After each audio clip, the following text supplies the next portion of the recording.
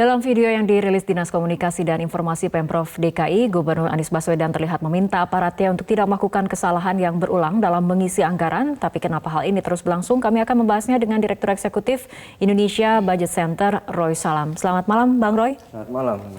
Bang Roy, ini mengenai rencana anggaran Pemprov DKI Jakarta di tahun 2020 yang ternyata menuai kontroversi karena dinilai peruntukannya ini ganjil, janggal. Nah, seperti alokasi pembelian lem sebesar 82 miliar apabila kita gabungkan dengan alokasi pembelian bolpen yang 124 miliar, artinya ada anggaran 200 miliar hanya untuk lem dan juga bolpen. Ini di mana yang ketidakcermatan terjadi pada saat penyusunan anggarannya atau monitoring dari anggaran itu sendiri, rencana anggaran? Ya, jadi di sini kelihatan memang ada problem di dalam tim anggaran pemerintah provinsi DKI sendiri gitu ya, terutama dalam hal bagaimana melakukan langkah-langkah pengendalian di dalam penyusunan RAPBD ini.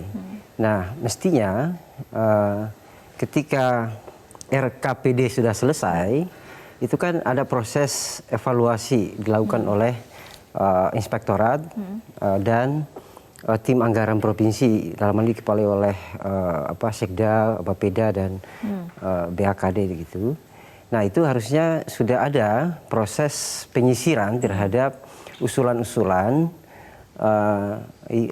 terutama soal alokasi yang angkanya itu tidak wajar. Gitu. Artinya harus ada penyisiran di tahap RKPD, di mana itu merupakan tahap awal sebelum masuk ke fase berikutnya. Betul. Fase berikutnya itu adalah penyusunan KUA PPAS. Nah, biasanya di awal Juli itu kan Pemprov sudah harus menyampaikan KUA PPAS ke DPRD. Nah, proses itu kurang lebih 2 minggu.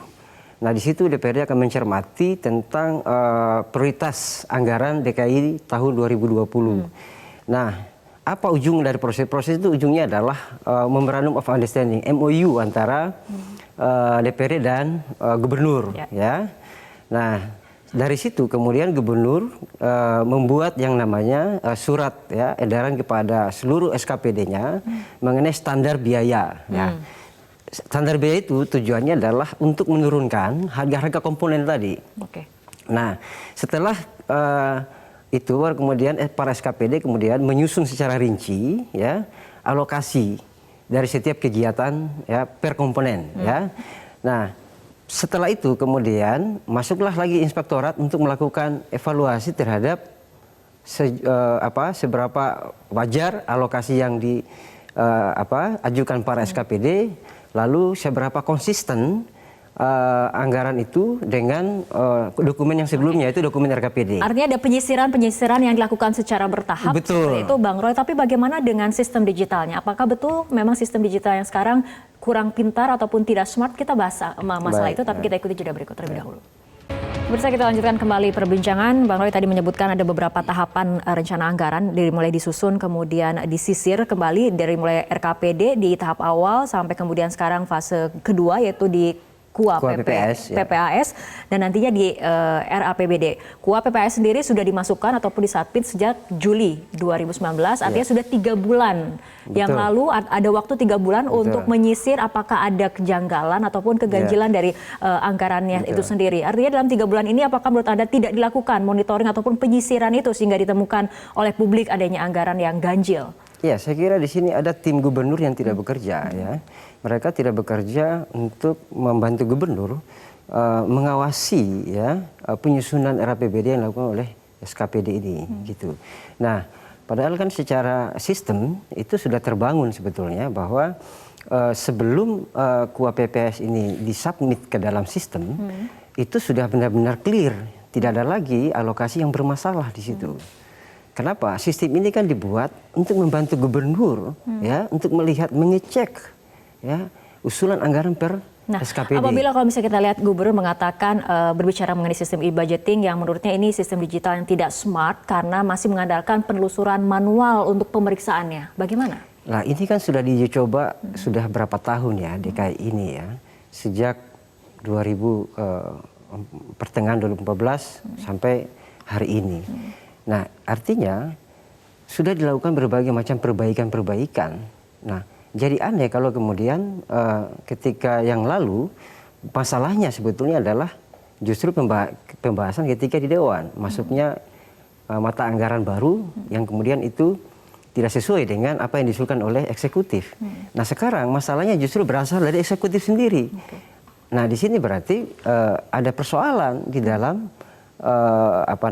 tim penyusun anggaran di DKI sendiri yang mana dipimpin oleh gubernur. Ya. Nah, olehnya itu saya kira di sini saya kira peran gubernur DKI untuk mulai melihat kembali apakah sistem ini masih berjalan atau sudah ada ada yang perlu harus di-upgrade gitu ya. Nah, kami bisa sendiri sebetulnya pertama mengkritisi soal bagaimana transparansinya itu ya. Menurut Anda selama pemerintahan yang sekarang, apakah transparansi untuk sistem anggaran ini sudah optimal? Nah, di sini saya lihat tidak ada atau belum ada satu terobosan baru yang dibuat. Jadi sebetulnya hari ini Anies masih mengikuti sistem yang sebelumnya, cuman itu tadi tidak diawasi secara ketat SKPD mereka yang menyusun anggaran sehingga muncullah masalah ini gitu ya.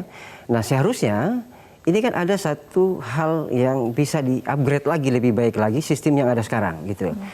Nah, yang kami lihat bahwa ada penurunan di sini. Jadi mestinya KUA PPS itu kan ketika dia setelah diserahkan dengan DPRD lahirlah MOU. Lalu disusunlah yang namanya KUA yang lebih rinci.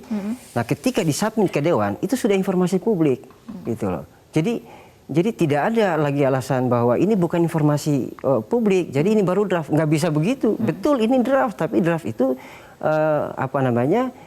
harusnya dipublikasi juga. Artinya publik memiliki hak untuk mengakses informasi ini mengenai rencana anggaran ini. Jangan lupa ya, Undang-Undang Keuangan Negara menyebutkan bahwa prinsip dalam menyusun anggaran adalah transparansi dan partisipasi. Nah, bagaimana mau melibatkan masyarakat? Bagaimana masyarakat berpartisipasi kalau dokumen anggarannya nggak dipublikasi? Jadi nggak nyambung kalau kemudian misi gubernur untuk mendorong membangun kolaborasi masyarakat dengan Pemprov. Kalau dia informasi anggarannya justru dibuka setelah ditetapkan. Ingat bahwa kalau dokumen APBD itu dipublikasi oleh pemerintah setelah ditetapkan, itu sudah nggak ada maknanya lagi bagi publik. Karena tujuan keterlibatannya adalah ingin mempengaruhi alokasi. Gitu. Tapi kalau misalnya kita melihat pola ketika birokrat memasukkan anggaran, terutama ke dalam sistem yang digital seperti ini detail komponen anggarannya ternyata bukan anggaran ataupun komponen anggaran yang sebenarnya. Bagaimana tanggapan Anda? Iya, justru di sini ada harus dicek motivasinya apa gitu. Apakah ini sekedar hanya kesalahan teknis atau sebetulnya ini ada niat untuk mengaburkan ya ketika satu komponen anggaran dia salah input ya kan itu susah lagi untuk dikembalikan, mesti harus ada proses revisi anggaran. Nah, satu ingat bahwa problem Anies saat ini adalah problem bagaimana merealisasikan APBD. Tahun 2014 realisasinya itu sangat buruk gitu ya. Nah, tahun ini itu per 30 Oktober baru 54%. Karena ini publik juga dibuat bingung mengenai adanya rencana anggaran yang dinilai janggal, apalagi untuk pembelian lem ataupun bolpen yang hingga mencapai 200 miliar. Ditambah kemudian dari jajaran Pemprov DKI Jakarta sendiri memberikan sejumlah penjelasan yang berbeda-beda. Mulai dari alasan salah ketik, kemudian tidak ada penganggaran yang dimaksud hingga mengakui menuliskannya dengan sadar. Ini kebingungan yang ditimbulkan kepada publik. Sebetulnya menurut Anda langkah Pemprov DKI Jakarta bagaimana kemudian harus mengambil? Iya, di sini peran gubernur yang paling utama sebetulnya. Bagaimana menertibkan ya para tim anggaran ini agar bekerja secara serius, ya. Karena anggaran itu nggak boleh asal-asalan. Tidak ada istilah asal-asalan ketika menyusun sebuah anggaran, apalagi uang rakyat ya. Apalagi menyangkut uang rakyat. Ingat, waktu penyusunan APBD itu bukan sebentar loh. Itu ada sekitar 11 bulan dari Januari sampai November. Jadi kalau ini salah input jadi aneh gitu loh. Menurut saya itu alasan saja bahwa ini salah input karena ini sudah ada sistemnya e-budgeting, sudah ada perangkatnya, ada SDM-nya yang kemudian membantu para pengambil kebijakan itu untuk memasukkan itu. Baik. Kita harapkan memang ada penjelasan yang lebih konkret dan lebih komprehensif dari Pemprov DKI Jakarta sehingga tidak menimbulkan kebingungan bagi publik dan tidak ada lagi kesalahan yang berulang di kemudian hari. Bang Roy Salam, terima kasih telah bergabung bersama kami malam hari ini.